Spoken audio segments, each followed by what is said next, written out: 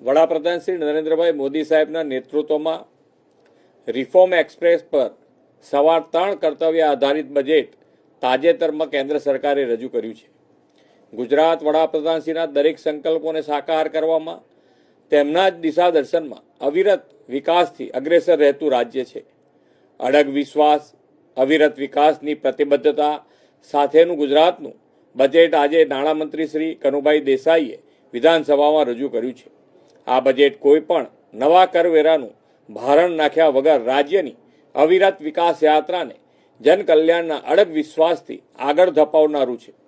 આજે રજૂ થયેલું બજેટ વિશ્વાસ આધારિત શાસન અને માનવ કેન્દ્રિત આર્થિક માળખાનું વિઝન પાર પાડનારું છે એમ હું સ્પષ્ટ માનું છું. સમાજના દરેક વર્ગો, ખાસ કરીને જ્ઞાન એટલે કે ગરીબ, યુવા, અન્નદાતા અને નારી શક્તિના એમ્પાવરમેન્ટ પર આ બજેટમાં વિશેષ ધ્યાન કેન્દ્રિત કરવામાં આવ્યું છે.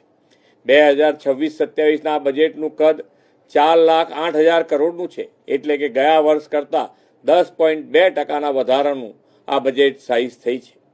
બજેટના કુલ ખર્ચના 65% વિકાસલક્ષી ખર્ચ માટે ફાળવ્યા છે. એટલું જ નહીં, સામાજિક સુરક્ષા, માનવ સંસાધન વિકાસ, માળખાકીય સુવિધાઓ તથા આર્થિક વિકાસ અને ગ્રીન ગ્રોથ એમ 5 સ્તંભ પર આધારિત આ બજેટ છે.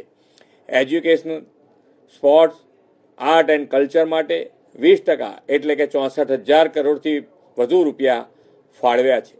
શિક્ષિત, સજ્જ, ઉત્કૃષ્ટ અને ભવિષ્ય માટે તૈયાર યુવા શક્તિના નિર્માણ માટે બજેટમાં નમો ગુજરાત કૌશલ્ય અને રોજગાર મિશન માટે 226 કરોડ રૂપિયાનું પ્રાવધાન કર્યું છે. આરોગ્ય, સુખાકારી, સામાજિક સેવાઓ માટે 19% તેમજ કૃષિ, સિંચાઈ, પાણી માટે, શહેરી વિકાસ માટે 11%ની ફાળવણી થઈ છે. તે સૌના સાથ, સૌના વિકાસની વડાપ્રધાનશ્રીની નેમ સાકાર કરશે. આ વર્ષે કેપિટલ એક્સપેન્ડિચર માટે 39% રકમ ફાળવવામાં આવી છે. તેનાથી સતત, અવિરત અને ગતિશીલ વિકાસની ગતિ પ્રુડન્ટ ફાઇનાન્શિયલ મેનેજમેન્ટને કારણે વધુ તીવ્ર બનશે.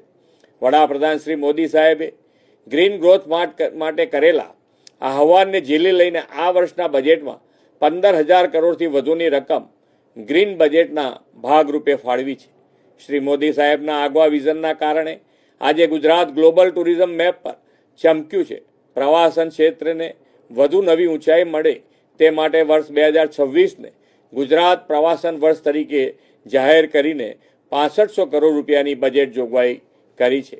ભગવાન બિરસા મુંડાની 150મી જન્મ જયંતિની ઉજવણીના વર્ષમાં આદિવાસી વિસ્તારોને વિકાસની મુખ્ય ધારામાં લાવવા 35,000 કરોડથી વધુ રૂપિયા ફાળવ્યા છે. 4 આદિવાસી જિલ્લાઓના 18 તાલુકાના 51,480 હેક્ટર વિસ્તારમાં ઉદ્વહન સિંચાઈ યોજનાનું આયોજન પણ કરવામાં આવ્યું છે. આદિવાસી યુવાનોને ઘર આંગણે રોજગાર અવસર માટે આદિવાસી વિસ્તારોમાં 5 નવી જીઆઈડીસી સ્થાપના કરવામાં આવશે.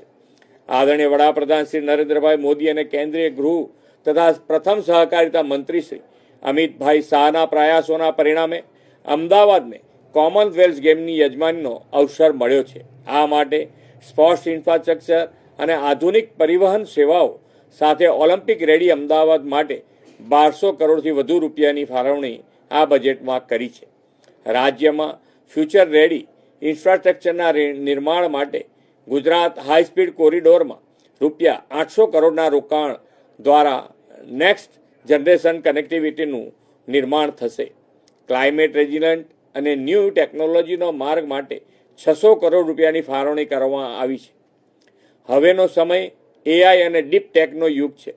ગુજરાતને એઆઈ અને ડિજિટલ ગવર્નન્સના ઇનિશિયેટિવના અગ્રેસર રાખવા 850 કરોડથી વધુની રકમ ફાળવી છે અને ડેટા ફ્યુઝન સેન્ટર તથા સેન્ટર ઓફ એક્સેલન્સની જાહેરાત કરી છે. રાજ્ય સરકારે 6 રિજિયનલ ઇકોનોમી માસ્ટર પ્લાનથી સંતુલિત આર્થિક વિકાસની નેમ રાખી છે. તે માટે લગભગ 7,000 કરોડ રૂપિયા ફાળવ્યા છે અને વિકસિત ગુજરાત 2047નો માર્ગ વધુ ઉજ્જવળ બનાવ્યો છે. આપણે વડાપ્રધાનશ્રીની પ્રેરણા અને માર્ગદર્શનમાં સોમનાથ સ્વાભિમાન પર્વની ગૌરવમય ઉજવણી કરી રહ્યા છે. આ સ્વાભિમાન પર્વ સાથે પ્રત્યેક ગુજરાતી ગુજરાતના ગતિમાન વિકાસનું ગર્વ લઈ શકે તેવું સર્વસમાવેશી બજેટ આપવા માટે નાણામંત્રી શ્રી કનુભાઈ દેસાઈ અને તેમની સમગ્ર ટીમને અભિનંદન આપું છું.